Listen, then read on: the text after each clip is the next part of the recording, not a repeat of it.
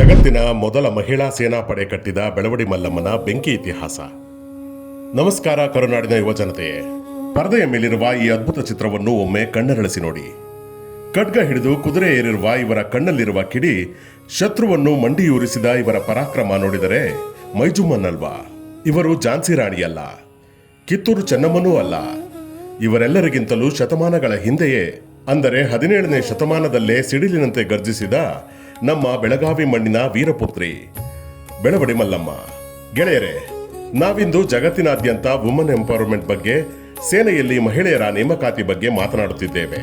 ಆದರೆ ಜಗತ್ತಿನ ಮೊಟ್ಟ ಮೊದಲ ಬೃಹತ್ ಮಹಿಳಾ ಸೇನೆಯನ್ನು ಕಟ್ಟಿದ್ದು ನಮ್ಮ ಕರುನಾಡಿನ ಹೆಣ್ಣು ಮಗಳು ಎನ್ನುವುದು ನಿಮಗೆ ಗೊತ್ತೇ. ಬ್ರಿಟಿಷರ ದಾಖಲೆಗಳನ್ನೇ ಬೆಚ್ಚಿ ಬೀಳಿಸಿದ ಅಜೇಯ ಮರಾಠ ಸಾಮ್ರಾಜ್ಯದ ಅರಸನೇ ತಲೆಬಾಗಿ ನನ್ನನ್ನು ಕ್ಷಮಿಸು ತಾಯಿ ಎಂದು ಬೇಡಿಕೊಳ್ಳುವಂತೆ ಮಾಡಿದ ಈ ಕನ್ನಡತಿಯ ರೋಚಕ ಕಥೆಯನ್ನು ಎಲ್ಲೂ ಸ್ಕಿಪ್ ಮಾಡದೆ ಕೊನೆಯವರೆಗೂ ನೋಡಿ. ಕರುನಾಡಿನ ಇತಿಹಾಸದ ಈ ಬೆಂಕಿ ಕಥೆ ನಿಮ್ಮನ್ನು ಹೆಮ್ಮೆಯಿಂದ ಹಿಗ್ಗುವಂತೆ ಮಾಡುವುದು ಖಂಡಿತ. ಬಾಲ್ಯ ಮತ್ತು ತರಬೇತಿ, ಉಕ್ಕಿನಂತಹ ವ್ಯಕ್ತಿತ್ವದ ನಿರ್ಮಾಣ. ವರ್ಷ ಕ್ರಿಸ್ತಶಕ 1624. ಈಗಿನ ಉತ್ತರ ಕನ್ನಡ ಮತ್ತು ಗೋವಾ ಭಾಗವನ್ನು ಆಳುತ್ತಿದ್ದ ವಿಜಯನಗರದ ಸಾಮಂತ ಮನೆತನವಾದ ಸೋಂದಾ ಸಂಸ್ಥಾನದ ರಾಜ ಮಧುಲಿಂಗ ನಾಯಕ ಮತ್ತು ರಾಣಿ ವೀರಮ್ಮನ ಮಡಿಲಲ್ಲಿ ಒಂದು ಹೆಣ್ಣು ಮಗುವಿನ ಜನನವಾಗುತ್ತದೆ. ಆ ಮಗುವಿಗೆ ಇಟ್ಟ ಹೆಸರು ಮಲ್ಲಮ್ಮ, ಅಂದರೆ ಮಲ್ಲಿಗೆ. ಹೆಸರಷ್ಟೇ ಮಲ್ಲಿಗೆ, ಆದರೆ ಆಕೆಯ ವ್ಯಕ್ತಿತ್ವ ಕುಲುಮೆಯಲ್ಲಿ ಬೆಂದ ಉಕ್ಕಿನಂತಿತ್ತು. ಆ ಕಾಲದಲ್ಲಿ ಹೆಣ್ಣು ಮಕ್ಕಳನ್ನು ಅಡುಗೆ ಮನೆಗೆ ಸೀಮಿತಗೊಳಿಸುತ್ತಿದ್ದರು. ಆದರೆ ರಾಜ ಮಧುಲಿಂಗ ನಾಯಕ ಅತ್ಯಂತ ಪ್ರಗತಿಪರ. ತನ್ನ ಮಗ ಸದಾಶಿವ ನಾಯಕನ ಜೊತೆಗೆ ಮಗಳಿಗೂ ಸಮಾನ ಶಿಕ್ಷಣ ಕೊಡಿಸಿದರು.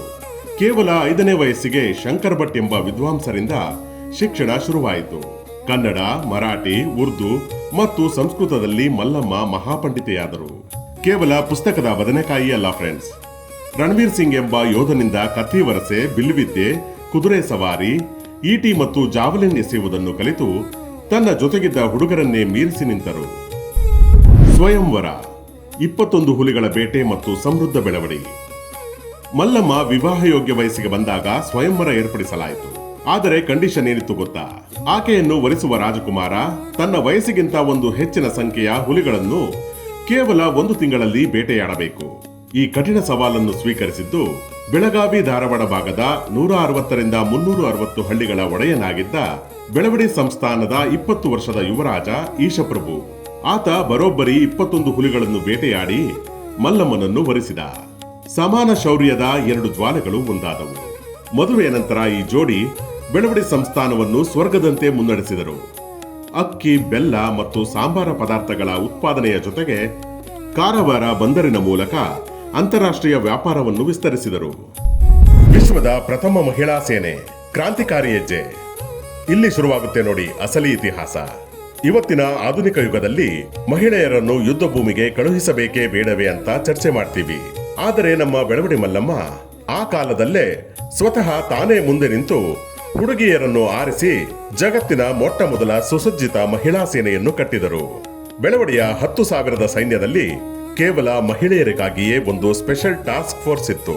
ಅದರಲ್ಲಿ 2,000 ಜನ ಸುಸಜ್ಜಿತ ಮಹಿಳಾ ಯೋಧರು ನೇರ ಯುದ್ಧಕ್ಕೆ ಸಜ್ಜಾಗಿದ್ದರೆ 3,000 ಮಹಿಳೆಯರು ರಹಸ್ಯ ಅಂಗರಕ್ಷಕರಾಗಿ, ಅಂದ್ರೆ ಬಾಡಿಗಾರ್ಡ್ಸ್ ಮತ್ತು ಗುಪ್ತಚರ ಕೆಲಸ ಮಾಡುತ್ತಿದ್ದರು. ಜೈ ವೀರಭದ್ರ ಎನ್ನುವ ರಣಘೋಷಣೆಯೊಂದಿಗೆ ಸೀರೆಯ ಕಚ್ಚೆ ಹಾಕಿ ಈ ಮಹಿಳಾ ಪಡೆ ರಣರಂಗಕ್ಕೆ ಇಳಿದರೆ ಶತ್ರುಗಳ ಎದೆ ನಡುಗುತ್ತಿತ್ತು.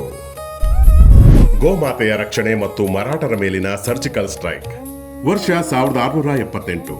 ದಕ್ಷಿಣ ಭಾರತದ ದಂಡಯಾತ್ರೆ ಮುಗಿಸಿ ಹಿಂತಿರುಗುತ್ತಿದ್ದ ಛತ್ರಪತಿ ಶಿವಾಜಿಯ ಬೃಹತ್ ಸೈನ್ಯ ಯಾದವಾಡದಲ್ಲಿ ಬೀಡು ಬಿಟ್ಟಿತ್ತು. ಶಿವಾಜಿಯ ಸೈನ್ಯದ ಕೆಲವು ಅಶಿಸ್ತಿನ ಸೈನಿಕರು ಬೆಳವಾಡಿಯ ಹಳ್ಳಿಗಳಿಗೆ ನುಗ್ಗಿ ಅಮಾಯಕ ರೈತರ, ಗೊಲ್ಲರ ಹಸುಗಳನ್ನು, ಎತ್ತುಗಳನ್ನು ಅಪಹರಿಸಿದರು. ಈ ಅನ್ಯಾಯವನ್ನು ಪ್ರಶ್ನಿಸಿದ ಸೇನಾಪತಿ ಸಿದ್ದನಗೌಡ ಪಾಟೀಲರಿಗೆ ಅವಮಾನ ಮಾಡಿದರು. ತನ್ನ ಪ್ರಜೆಗಳ ಕಣ್ಣೀರು ನೋಡಿ ಮಲ್ಲಮ್ಮ ಸುಮ್ಮನೆ ಕೂರಲಿಲ್ಲ. ತನ್ನ 2,000 ಮಹಿಳಾ ಪಡೆಯನ್ನು ಕಟ್ಟಿಕೊಂಡು ರಾತ್ರೋರಾತ್ರಿ ಮರಾಠ ಸೈನ್ಯದ ಕ್ಯಾಂಪ್ ಮೇಲೆ ಮಿಂಚಿನ ದಾಳಿ, ಅಂದ್ರೆ ಇವತ್ತಿನ ಪರಿಭಾಷೆಯಲ್ಲಿ ಅಕ್ಷರಶಃ ಸರ್ಜಿಕಲ್ ಸ್ಟ್ರೈಕ್ ಮಾಡಿದರು. ಕೇವಲ 1 ಗಂಟೆಯಲ್ಲಿ 200 ಮರಾಠ ಸೈನಿಕರು ಗಾಯಗೊಂಡರು. 10ರಿಂದ 12 ಜನ ಹತರಾದರು. ತನ್ನ ರೈತರ ಹಸುಗಳನ್ನು ಬಿಡಿಸಿಕೊಂಡು ಮಲ್ಲಮ್ಮ ವಾಪಸ್ ಬಂದರು. ಇದು ಇಡೀ ಮರಾಠ ಪಾಳಯದಲ್ಲಿ ಭೂಕಂಪವನ್ನ ಸೃಷ್ಟಿಸಿತ್ತು. ಬೆಳವಡಿ ಮುತ್ತಿಗೆ, ಪತಿಯ ಬಲಿದಾನ ಮತ್ತು ರಣಚಂಡಿಯ ಅಟ್ಟಹಾಸ. ಮಹಿಳಾ ಪಡೆಯಿಂದಾದ ಸೋಲಿನ ಸುದ್ದಿಯನ್ನು ಕೇಳಿ ಶಿವಾಜಿಗೆ ಆಘಾತವಾಯಿತು. ದಾದಾಜಿ ಎಂಬ ಸೇನಾಪತಿಯ ನೇತೃತ್ವದಲ್ಲಿ ಬೃಹತ್ ಪಡೆಯನ್ನು ಬೆಳವಡಿಯ ಮೇಲೆ ಆಕ್ರಮಣ ಮಾಡಲು ಕಳುಹಿಸಿದ. ಸತತ 15 ದಿನಗಳ ಕಾಳಗ. ಕೋಟೆಯೊಳಗೆ ರೇಷನ್ ಖಾಲಿಯಾದಾಗ ರಾಜ ಈಶಪ್ರಭು ಕೋಟೆ ಬಾಗಿಲು ತೆಗೆದು ನೇರ ಯುದ್ಧಕ್ಕೆ ಇಳಿದ. ಆದರೆ ಶತ್ರುವೊಬ್ಬ ಯುದ್ಧದ ನಿಯಮವನ್ನು ಮೀರಿ ಹಿಂದಿನಿಂದ ಬೆನ್ನಿಗೆ ಚೂರಿ ಹಾಕಿದ. ಈಶಪ್ರಭು ವೀರಮರಣವನ್ನಪ್ಪಿದ. ಆಗ ಮಲ್ಲಮ್ಮನಿಗೆ ಕೇವಲ 4 ತಿಂಗಳ ಹಸುಗೂಸಿತ್ತು. ಪತಿಯ ಸಾವು, ಎಳೆಯ ಮಗು. ಸಾಮಾನ್ಯ ಮಹಿಳೆಯಾಗಿದ್ದರೆ ಕುಸಿದು ಬೀಳುತ್ತಿದ್ದರು. ಆದರೆ ಇವರು ಕರುನಾಡ ವೀರಮಾತೆ. ಕಣ್ಣೀರು ಒರೆಸಿ ಕತ್ತಿ ಹಿಡಿದು ರಣಭದ್ರ ಕಾಳಿಯಂತೆ ಯುದ್ಧ ಭೂಮಿಗೆ ಇಳಿದರು. ಬರೋಬ್ಬರಿ 27 ದಿನಗಳ ಕಾಲ ಆ ಸಣ್ಣ ಮಣ್ಣಿನ ಕೋಟೆಯನ್ನು ಅಜೇಯ ಮರಾಠಾ ಪಡೆಯಿಂದ ರಕ್ಷಿಸಿದರು. ಬ್ರಿಟಿಷರ ರಾಜಾಪುರ ಫ್ಯಾಕ್ಟರಿ ರೆಕಾರ್ಡ್ಸ್ ಫೆಬ್ರವರಿ 28, 1678 ಪ್ರಕಾರ ಮೊಘಲರನ್ನೇ ನಡುಗಿಸಿದ ಶಿವಾಜಿಗೆ ಈ ಸಣ್ಣ ಮಣ್ಣಿನ ಕೋಟೆಯನ್ನ, ಈ ಮಹಿಳಾ ದೇಸಾಯಿಯನ್ನು ಮಣಿಸಲು ಸಾಧ್ಯವಾಗುತ್ತಿಲ್ಲ.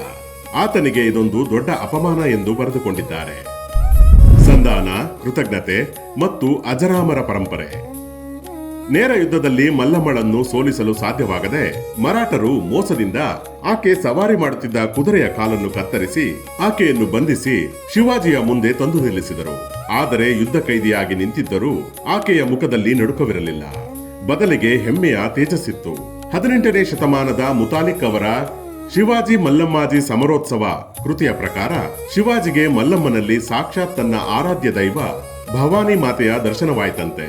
ತನ್ನ ಸೈನಿಕರು ಮಾಡಿದ ತಪ್ಪಿನ ಅರಿವಾಗಿ, ನಾನು ತಪ್ಪು ಮಾಡಿದೆ ತಾಯಿ, ನನ್ನನ್ನು ಕ್ಷಮಿಸು, ನಿನ್ನ ರಾಜ್ಯ ನನಗೇನು ಬೇಡ ಎಂದು ಕೇಳಿಕೊಂಡು ಮಲ್ಲಮ್ಮನ ರಾಜ್ಯವನ್ನು ಮರಳಿಸಿದನಂತೆ. ಆ ಪರಸ್ಪರ ಗೌರವದ ಸಂಕೇತವಾಗಿ ಧಾರವಾಡ ಬೆಳಗಾವಿ ಕಡೆಯ ಯಾದವಾಡದ ಹನುಮಾನ್ ದೇವಸ್ಥಾನದಲ್ಲಿ ಒಂದು ಅಪರೂಪದ ಶಿಲ್ಪವಿದೆ. ಛತ್ರಪತಿ ಶಿವಾಜಿ ಮಹಾರಾಜರು ಬದುಕಿದ್ದಾಗಲೇ ಕೆತ್ತಲಾದ ಏಕೈಕ ಶಿಲ್ಪವಿದು. ಇದರಲ್ಲಿ ಶಿವಾಜಿ ಮಲ್ಲಮ್ಮನ ಮಗುವಿಗೆ ವಾತ್ಸಲ್ಯದಿಂದ ನೋಡಿಕೊಳ್ಳುತ್ತಿರುವ ದೃಶ್ಯವನ್ನು ಸ್ವತಃ ಮಲ್ಲಮ್ಮನೇ ಕೃತಜ್ಞತೆಯಿಂದ ಕೆತ್ತಿಸಿದ್ದಳು. ಗೆಳೆಯರೆ, ಇದು ನಮ್ಮ ನೆಲದ ಸತ್ಯಕತೆ. ಶಿವಬಸವ ಶಾಸ್ತ್ರಿಗಳ ತರಾತುರಿ ಪಂಚಮರ ಇತಿಹಾಸದಲ್ಲಿ ಉಲ್ಲೇಖವಾಗಿರುವ ಈ ಪರಾಕ್ರಮದ ನೆನಪಿಗಾಗಿ ಇಂದಿಗೂ ಬೆಳಗಾವಿಯ ಬೈಲಹೊಂಗಲ ತಾಲೂಕಿನಲ್ಲಿ ಫೆಬ್ರವರಿ 28 ಮತ್ತು ಮಾರ್ಚ್ 1ರಂದು ಅದ್ದೂರಿಯಾಗಿ ಬೆಳವಡಿ ಮಲ್ಲಮ್ಮ ಉತ್ಸವವನ್ನು ಆಚರಿಸಲಾಗುತ್ತದೆ. ಒಬ್ಬ ಹೆಣ್ಣು ಪತ್ನಿಯಾಗಿ, ತಾಯಿಯಾಗಿ, ಆಡಳಿತಗಾರ್ತಿಯಾಗಿ ಮತ್ತು ಶತ್ರುಗಳ ಎದೆಗುಂಡಿಗೆ ನಡಗಿಸುವ ಸೇನಾಪತಿಯಾಗಿ ಮೆರೆದ ಈ ಕತೆ ಪ್ರತಿಯೊಬ್ಬ ಕನ್ನಡಿಗನಿಗೆ ಹೆಮ್ಮೆ. ಜಗತ್ತಿನ ಮೊದಲ ಮಹಿಳಾ ಸೇನೆಯ ದಂಡನಾಯಕಿಯ ಈ ಸಾಹಸಗಾಥೆಯನ್ನು ಎಲ್ಲರಿಗೂ ತಲುಪಿಸಿ. ನಮ್ಮ ನಾಡು, ನುಡಿ, ಇತಿಹಾಸದ ಬಗ್ಗೆ ನಮಗೆ ಸದಾ ಹೆಮ್ಮೆ ಇರಲಿ. ಜೈ ವೀರಭದ್ರ, ಜೈ ಕರ್ನಾಟಕ. ಸಿಗೋಣ ಮುಂದಿನ ರೋಚಕ ಇತಿಹಾಸದೊಂದಿಗೆ.